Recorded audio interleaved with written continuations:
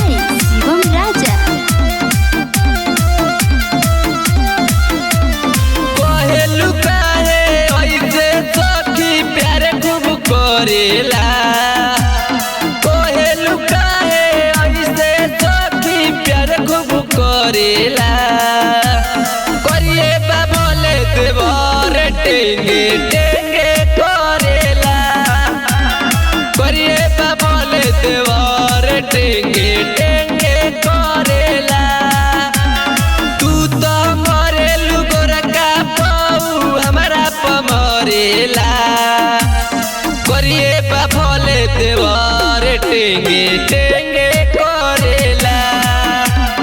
करिए बाबले देवर टेंगे टेंगे करेला।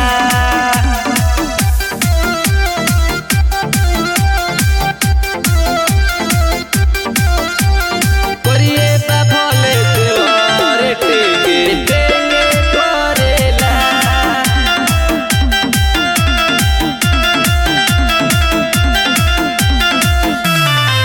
हमरा सिवाय करा दोसर कुछो मन ना पावे।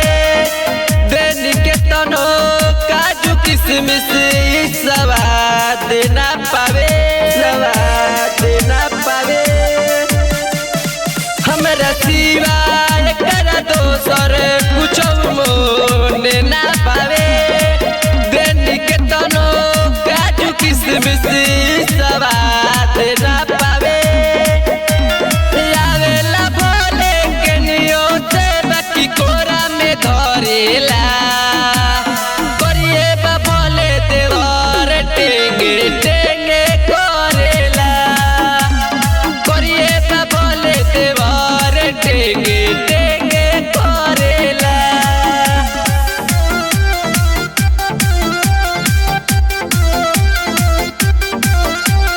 करिए बाबले देवर टेंगे टेंगे करेला।